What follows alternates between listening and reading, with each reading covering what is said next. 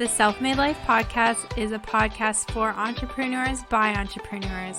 I'm here to inspire small, local, and creative businesses along their journey to success. I'll share behind-the-scenes look at what it's like to run and scale a business, branding tips, and I'll also be chatting with other entrepreneurs to share their stories and what it's like to be self-made.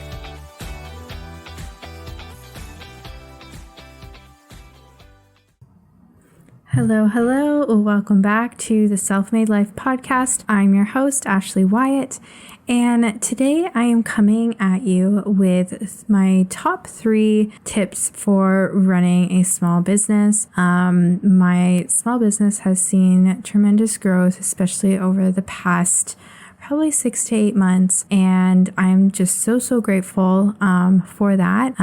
But I know that I can't do it alone. So I am going to share a few tips that I have been using along the way to kind of help me to juggle all the things. So number 1 is really figuring out your processes. So, if you are a service-based business, what does that look like? Kind of map out your clients' process in working with you.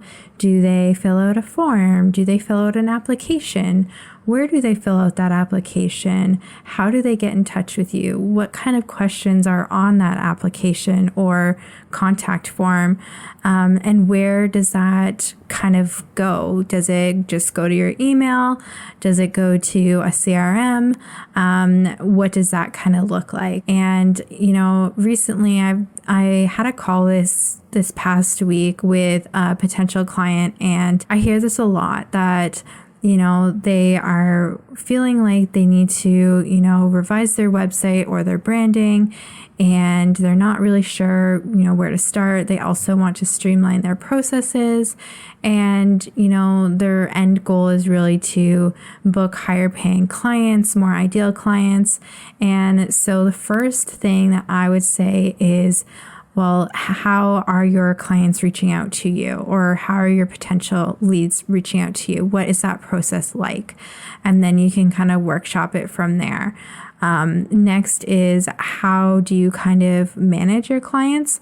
So personally, we use HoneyBook for all of our intakes and kind of as like a starting point for our project management.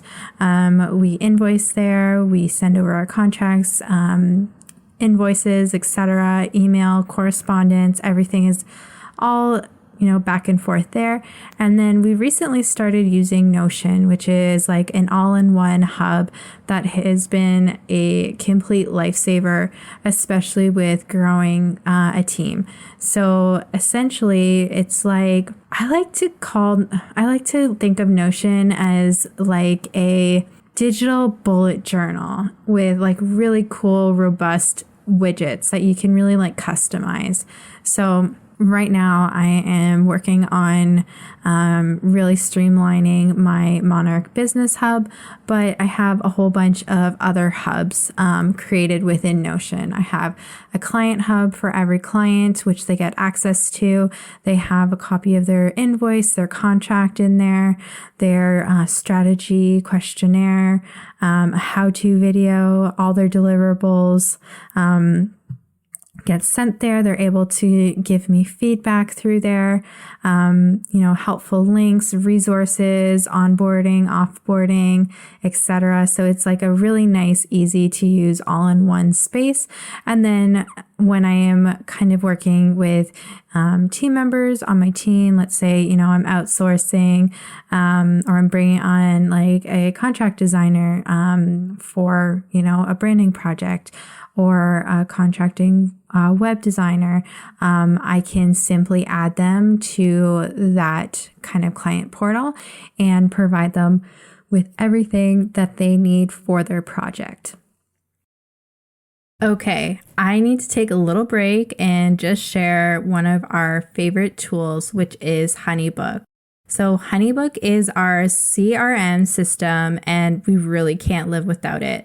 We have been using it for the past almost 4 years, and it's been like life-changing in our business. So from leads that kind of filter through our website form. It kind of populates into a new project for us, and seamlessly we can send proposals, we can schedule calls, we can send over invoices, contracts, brochures. And what I love most about it is it's just so easy on the client end, and we are able to get paid quickly and efficiently. And we're able to keep everything together in one easy and simple to use spot. So if you are looking for a client management system, I highly recommend HoneyBook. It has been a total game changer in our business, and I have no doubt that it'll be a total game changer for you too. So if you want to use our exclusive 50% off your first year, you can head over to our website, themonarchdesign.co/resources, and click get 50% off HoneyBook and start utilizing your time better. This thing has literally changed our lives, and I wouldn't be sharing it if I wasn't raving about it. So definitely give it a try. Let me know what you think. I also wanted to mention they have a setup concierge. So in, I think, your first week or so, you're able to work with someone directly in HoneyBook, and they're able to set up everything for you.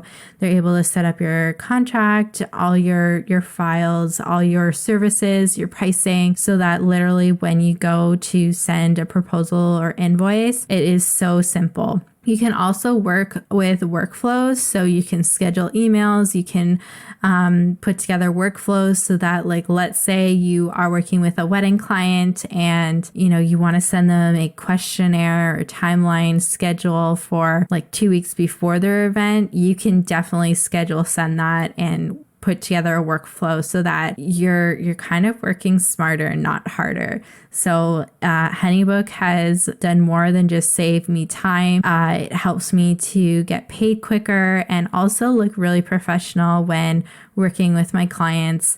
It's easy for them to get the proposal, get the contract, sign the document, and I'm able to get paid quickly and efficiently. So check out HoneyBook and go over to our website, themonarchdesign.co/resources, and click on the link, get 50% off HoneyBook today. So I guess that is number 1 and number 2. And number 3, I would just say, is time block.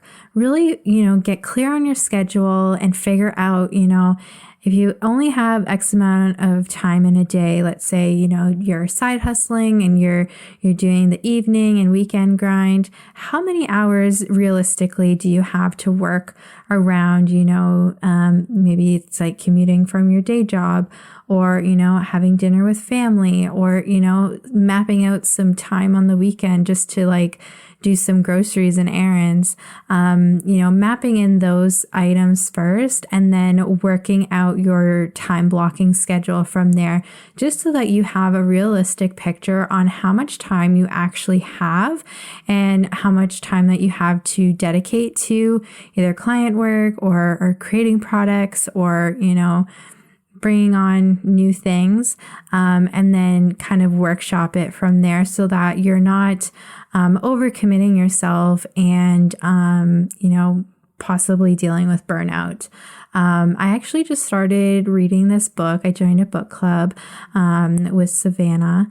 I will link her below. She was actually on one of our podcasts in the first season, I believe, back when she was doing Chomp Supply, and she talked all about wholesale. But yeah, she started a book club, so I'm a part of 2 book clubs now.